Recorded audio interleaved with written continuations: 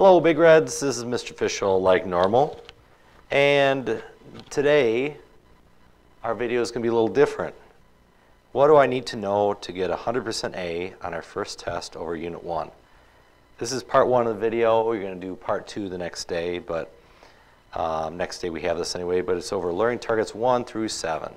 So what happens, like many of us do, is we forget things. It's normal. But I want to make sure we review it so everybody does well. This test will be worth more than all 3 quizzes combined. So that's how important it is. So we want to make sure you know how to do it. I'll give you a quick glance of the test.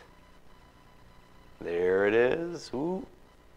Oh, and it's gone. All right. So the test has 23 questions on it. So I'm going to go over stuff that's similar, not the same, obviously, similar to what's on the test. Just to make sure you know it, take notes on this stuff. Please take notes and study.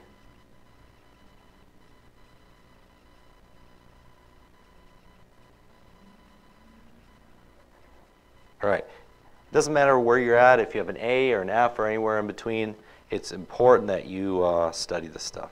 All right. First of all, we'll start off with, again, everything we've done is stuff we've done before. All right, let's find the midpoint of a segment. All right, find the midpoint. All right, and I'm going to say, I'm going to choose 2, -7, and -10, 2. No, I'll do it different. 3. There we go. Find the midpoint. You should remember this. So again, I take x1 plus x2 divided by 2, y1 plus y2 divided by 2. Because we're taking average, remember, of the x's and average of the y's. So here I take the x's, 2 plus a -10 divided by 2. Then I also do the y's, -7 plus 3 divided by 2. Now this is important. On your calculator, press equals first before you divide. So we're going to do that first. 2 plus -10. 2 plus -10 is equal to -8.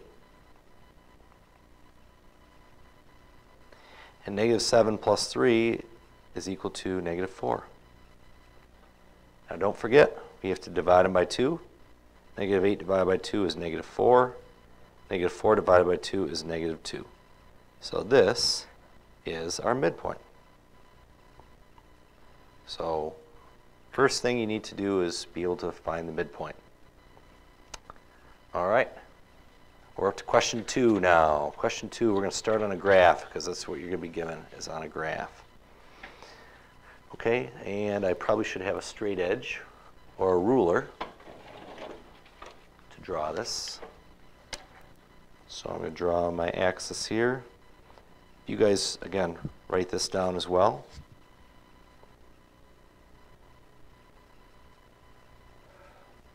All right. I'm going to make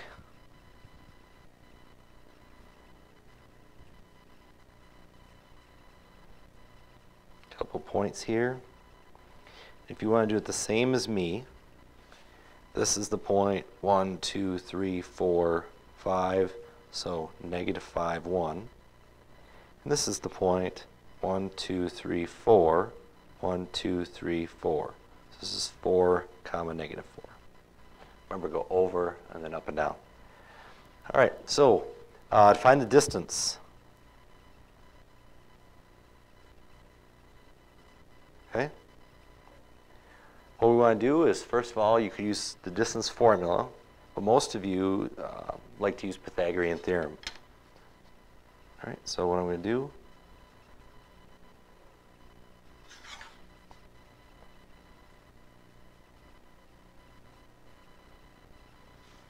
make a right triangle.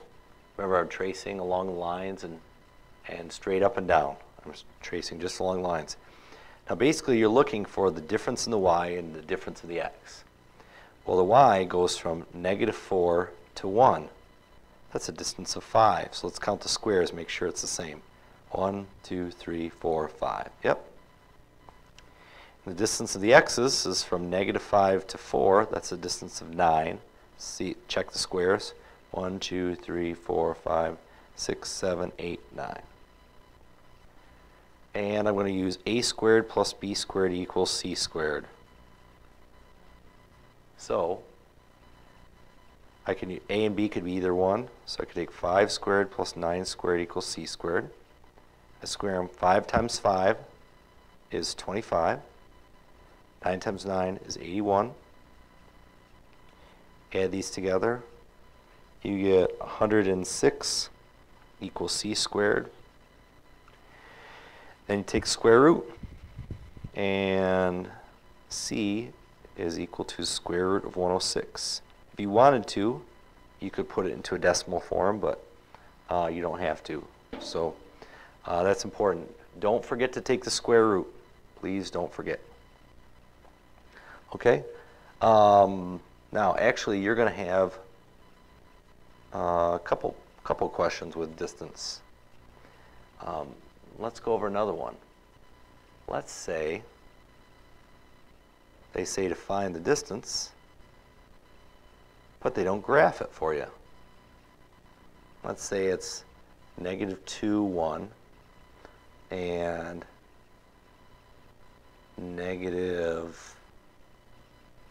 I don't know, 3, 4. And they want you to find the distance. You're saying, oh my goodness, it's not on a graph. What am I going to do? Well, you could graph it.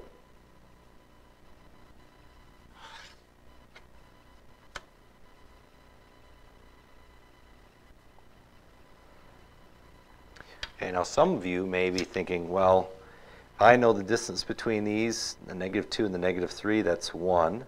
Distance between the 4 and the 1 is 3. So I can take 1 squared plus 3 squared equals c squared. Add together, you get 1 plus 9, take square root, ends up being square root of 10. Some of you can't do that in your heads, or so some of you need to graph it, which is fine. So we're going to go over, then up. So -2 to the left, up 1. This one's -3, 4. So I go over 1, 2, 3 to the left, and up 1, 2, 3, 4. Okay. And again, just like the other one, you connect these. You make your triangle. Make sure your triangle, again, is along the lines.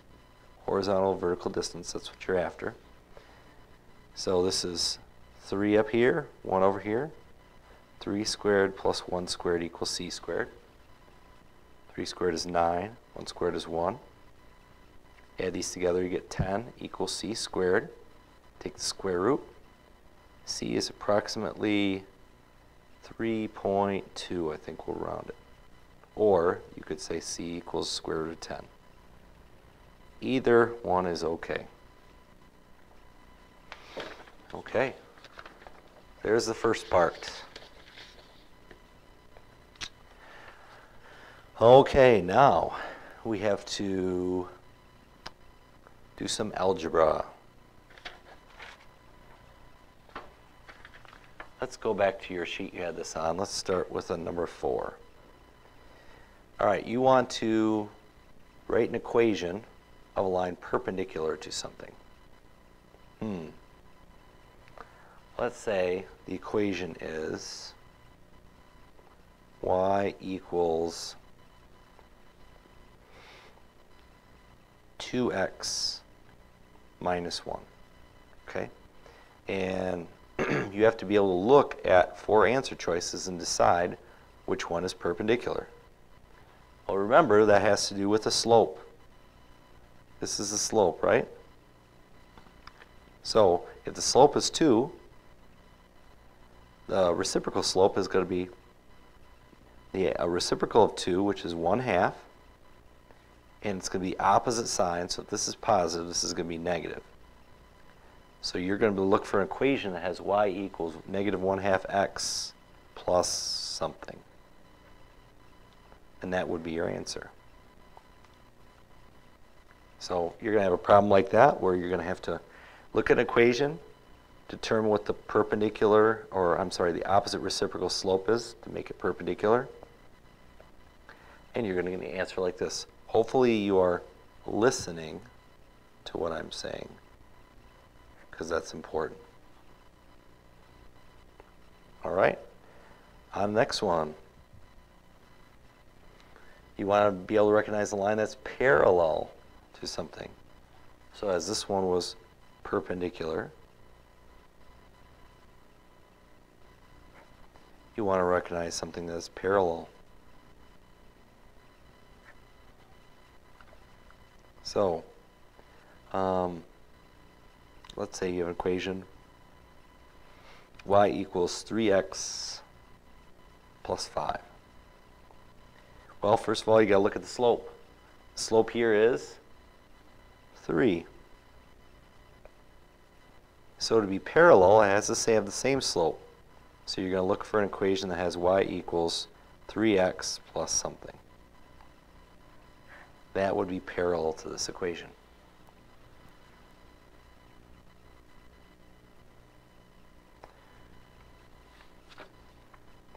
Okay, next.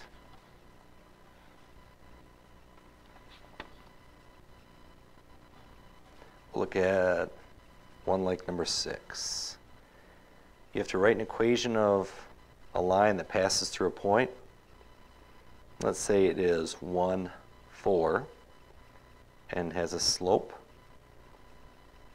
Let's say it's it's positive 1/2. Okay, if you want to make an equation that goes through this point and has this slope, you start off with y equals mx plus b. Remember, this is the x, this is the y, and this is the m, right? Plug in the y, which is 4. Plug in the m, which is 1/2. Plug in the x, which is 1. Multiply these together. 1/2 times 1 is 1/2. Subtract 1/2 from each side. Let's get b is equal to 3.5, or 3.5. So your ending equation is going to be y equals, keep the same slope, 1/2 x plus 3.5. And that's how to do a problem like that.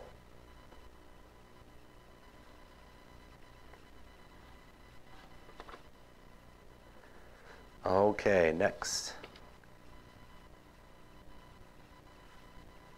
You're going to have to identify angles.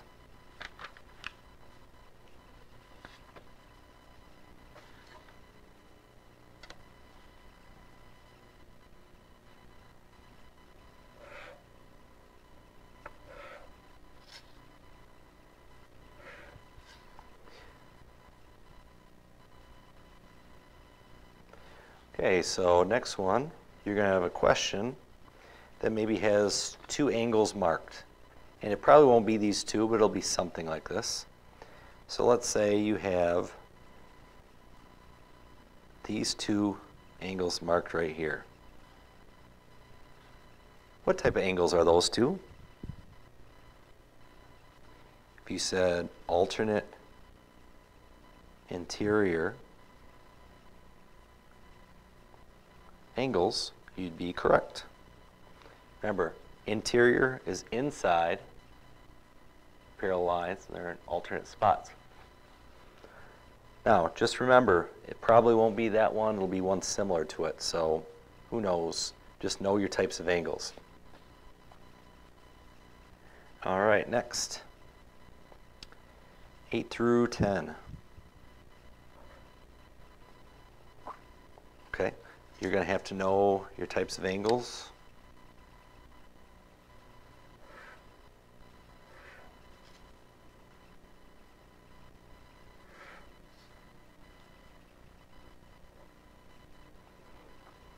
Okay. So you're going to have questions that deal with, let's see, I have these marked. Let's see, it's 1, 2, 3, 4, 5, 6, 7, 8. The one test will not be numbered this way,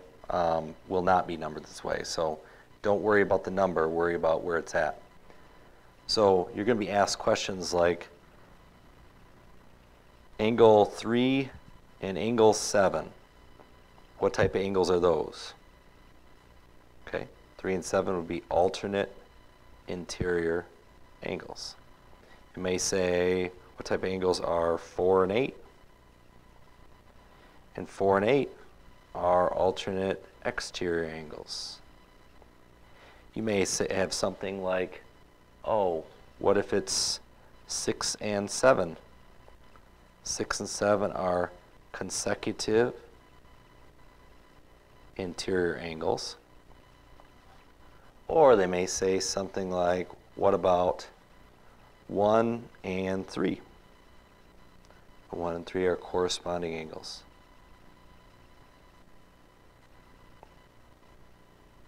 All right. And let's see, we're up to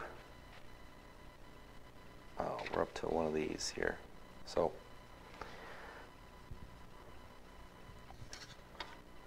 you notice there's a lot with angles. This is not only on the last quiz, but it's also on the test as well. Everything on the quizzes most likely will show up on the test. So you can't forget the stuff. It comes back, and then after the test, it'll show up on the might show up on the exam too. All right, so you'll have a question. Let's say this angle right here is 35 degrees. You may have to fill in all the missing angles. So you should be able to tell that this is 35 degrees because these are vertical angles. This is 35 degrees because these are corresponding. This is 35 degrees because these are vertical angles. This is 180 minus 35, which is 145 degrees. This is because these are a linear pair. These are corresponding, so this is 145 degrees. These are alternate exterior angles, so this is 145 degrees. And these are consecutive interior, so they add up to 180. So this is, again, 145 degrees. So you have a question like that. All right, so again, this that we just went over was part 1 of this video series. You will again see part 2 later. So again, this is stuff that's on the test. If you want to do well in the test, this is stuff you need to know. You got to be good enough to do it without using your notes. So study your notes, study, study, study. But by the time we take the test, you should be able to do it without looking at your notes.